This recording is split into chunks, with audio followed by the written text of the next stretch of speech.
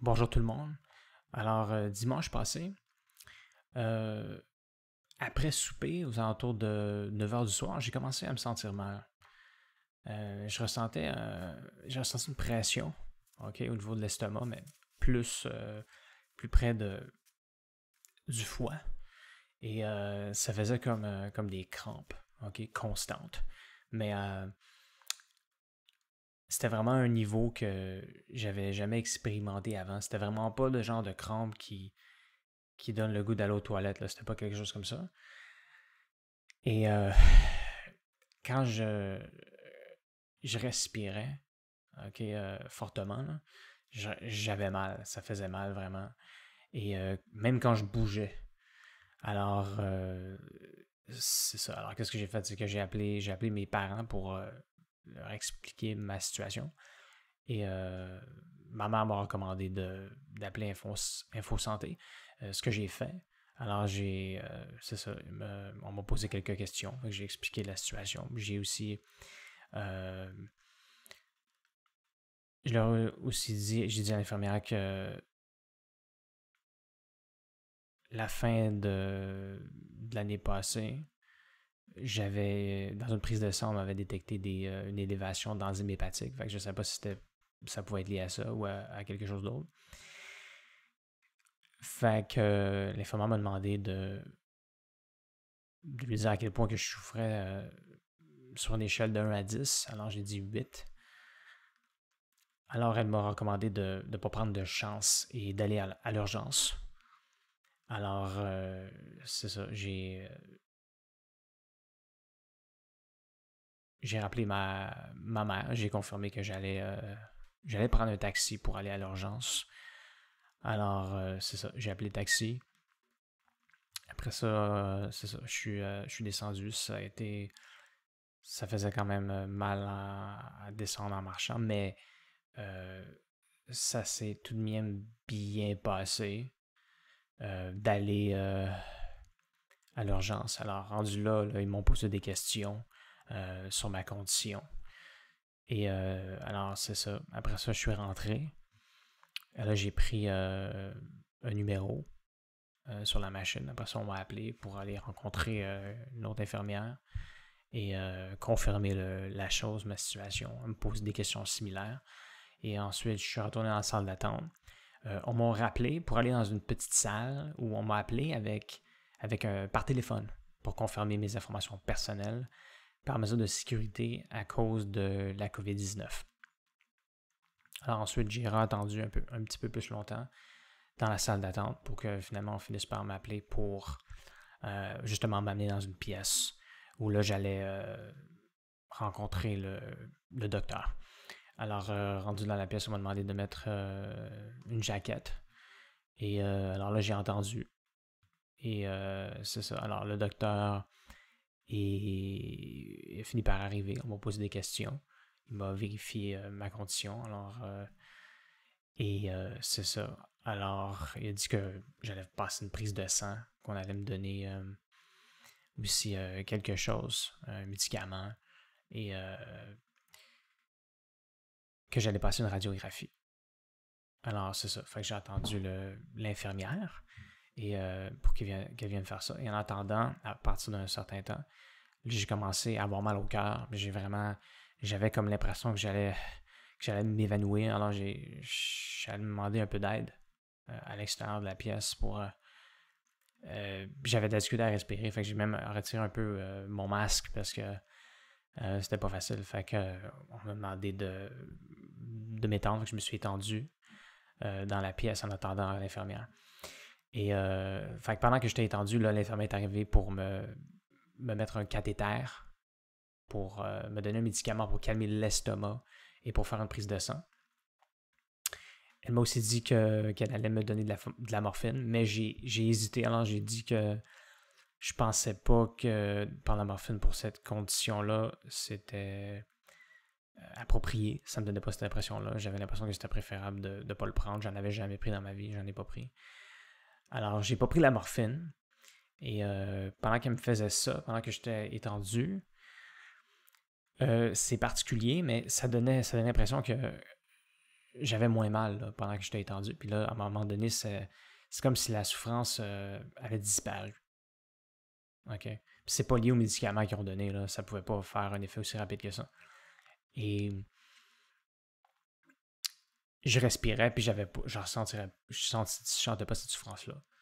Alors, sauf que j'avais envie d'aller aux toilettes, OK, pour uriner, mais aussi pour aller à la salle. J'avais cette envie-là. Alors, j'ai entendu un peu pour que je me lève, pour voir comment j'allais me sentir, si j'allais encore avoir mal au cœur. C'est ça, c'était pas trop pire. Alors, l'infirmière m'a donné un pot pour uriner dedans, pour faire des analyses. Alors, je suis allé aux toilettes. Alors, c'est ça. J'étais allé à la salle aussi, puis j'ai évacué, puis ça l'a quand même aidé aussi. Alors, c'est là que je me suis dit que peut-être que ça pouvait être lié à des champignons que j'avais mangés, OK? Mais qui étaient peut-être passés date.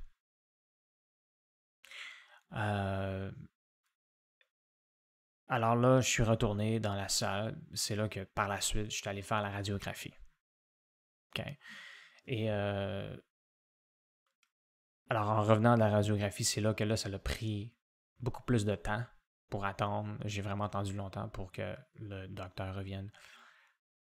Il y avait aussi une urgence. Alors quand il est finalement revenu, après tout ce temps-là, là, c'est là qu'il m'a confirmé que les analyses étaient normales, que c'était pas, qu'il y avait rien vraiment là-dedans qui était problématique. Fait que c'est ça, j'ai dit que ça pouvait peut-être être les champignons, quelque chose d'autre. J'ai parlé des élévations d'enzymes hépatiques, il a vu ça, tout ça. J'avais fait l'échographie qui était normale. Fait que c'est ça, ça se peut que au niveau des enzymes, que j'ai le syndrome de Gilbert, comme j'avais déjà mentionné, ça se peut que ça soit lié à ça. Et peut-être qu'il n'y avait pas de lien avec ça en ce moment, mais que je pensais que c'était peut-être lié aux champignons. Mais en tout cas, je lui ai dit qu'il m'a demandé s'il voulait.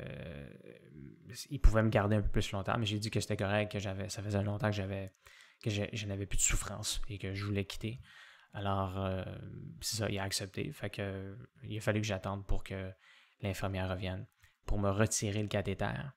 Et ensuite, pour me donner un papier, pour confirmer que j'avais bel et bien été à l'hôpital, parce que en ce moment, il y a un couvre-feu à Montréal de 8 h le soir jusqu'à environ 5 h le matin. Alors j'ai ce papier-là. Ensuite, on m'a conduit à l'extérieur. Fait que là, j'ai quitté. Et c'est ça. Fait que là, en sortant de l'hôpital, j'avais vraiment froid. Puis sur le coup, j'ai comme beaucoup tremblé là, pendant un certain temps. Là. Et ce qui s'est passé, c'est que là, il fallait que j'appelle un taxi. Ben, il fallait que je prenne un taxi. Alors, sauf que ce que j'ai fait, c'est que j'ai pas tourné sur le trottoir en direction de la rue la plus près, en fait. Il y avait probablement des taxis qui attendaient là. J'ai marché un peu plus par l'autre direction. OK, malheureusement pour aller voir s'il y avait des taxis là. Fait que c'était pas la bonne direction. Alors, fait que là, je regardais un peu. Puis peut-être que j'en ai vu un, mais trop rapidement, je l'ai manqué. Fait que j'ai continué à marcher un peu. Fait que là, c'est là que j'ai vu une voiture de police qui s'approchait. Mais elle ne s'est pas arrêtée pour m'interpeller. Fait que là, j'ai pris mon téléphone cellulaire. C'est là que j'ai appelé un taxi. Fait que ça n'a pas pris trop de temps qu'il y ait un taxi qui est venu me chercher. Fait que là, en rentrant dans la voiture, le chauffeur de taxi m'a beaucoup questionné. Fait que pour voir si j'étais légal dans le fond, parce que au début il avait pas de l'air vraiment convaincu, ça donnait pas cette impression-là à cause de parce que j'ai dit que justement je revenais de l'hôpital, tout ça, fait qu'il me pose des questions de qu'est-ce que j'ai eu puis toutes ces affaires-là. Puis puisque justement évidemment il y avait probablement des taxis qui attendaient là, ça avait de l'air moins crédible, j'imagine, mon histoire au début, que j'avais pas vu les taxis parce que j'ai pas tourné dans la bonne direction dans le fond pour voir s'il y avait des taxis là. Alors, c'est ça. Fait que j'ai beaucoup parlé avec lui. Puis après ça, ben, il était convaincu que j'étais légal. Mais j'ai quand même beaucoup parlé avec lui jusqu'à pendant tout le chemin du retour, ce qui est la première fois que ça m'arrive. Et fait que j'ai parlé de ma condition, là, de quand même pas de choses que j'ai vécues, puis que je vis en ce moment. Alors, j'ai quand même apprécié ça. Ça faisait changement. Et fait que c'est ça. Fait qu'en arrivant, quand je suis revenu chez nous, il était environ 2h40 du matin. Et fait que là, c'est sûr que j'étais fatigué. Fait que là, j'ai essayé de me rendormir. Ça a pris un peu plus de temps. Et c'est là que quand que je me suis réveillé le lendemain, que là, j'ai revérifié dans le fond. Parce que ce qui s'est passé, c'est que j'avais acheté beaucoup de champignons en même temps parce que j'avais eu des rabais, des excellents rabais. Et en général, il y a beaucoup de sortes de champignons qui n'ont pas la date dessus. Fait que je ne pouvais pas être sûr. Puis peut-être que c'était pas assez date. Ça peut être problématique, mais j'avais regardé rapidement. J'avais des différents types de compagnies, justement, de champignons où j'avais eu des bons rabais. Fait que j'avais regardé rapide sur ceux que j'avais mangés, puis j'avais l'impression qu'il n'y avait pas de date, puis peut-être que c'était pas assez date. Sauf que c'est ça, le lendemain, j'ai revérifié ça. Puis dans le fond, que ceux que j'avais mangés, finalement, j'ai vu qu'il y avait vraiment une date dessus. Fait que il était passé date de 6 jours. Fait que ça donne vraiment l'impression que c'est ça qui a été responsable de ma souffrance. Sauf que